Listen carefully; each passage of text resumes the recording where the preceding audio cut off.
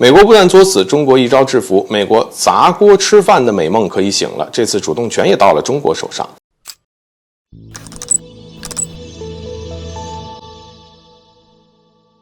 大家好，欢迎来到赵太阳观察室。由于美国不断作死呢，接连对中国进行挑衅，这也让中美关系跌落至了冰点。而面对中美关系不断降温，美国俨然已经开始急了，并频繁对中国示好，开始想要加强与中国的联系。但是对于美国的假意示好，中国已然不再给美国机会，就让美国自己在那儿干着急。而中国甚至还拒绝了布林肯想要访华的要求，直接让美国吃了闭门羹。当然，中国之所以对美国如此强势，就是要让美国长长记性，让美国不能对中国呢予取予求并让美国对自己的行为进行深刻反省，能够让中美关系有正确的认识，摆正自己的态度，不然美国只会自讨没趣。此外，中国有很多种可以对付美国的办法，不让美国来中国只不过是其中的一种，而中国还可以借着减持美债，让美国经济付出惨痛代价。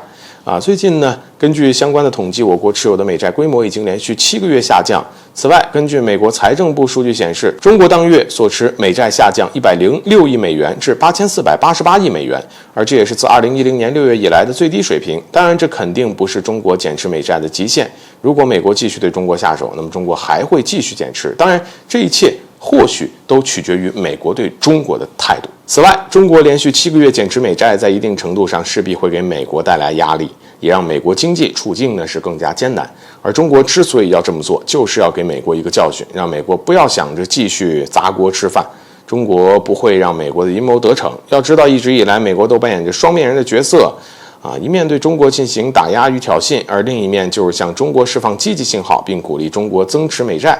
而对于美国如此的行为，中国自然是不会容忍，势必要打破美国左右逢源的这个美梦也让美国清醒一下，因为与中国对着干是不会有好果子吃的，而中国势必会从美国身上讨要回来。不过，虽然这个中国减持美债但是中国仍然是美债的第2大持有国，这一点上中国还是可以用美债来制衡美国的。而日本也在紧随中国的脚步不断减持，自然呢也会对美国造成较大的冲击。此外，随着美国经济不断暴雷，各国加大抛售美债呢就成为了趋势，并且让美国受到经济危机的反噬。对中国来讲，只需一招就可以趁美兵要美命，借此来制服美国，不让美国继续横跳。而中国也有足够的底气与美国进行叫板，让美国最终呢向中国服软，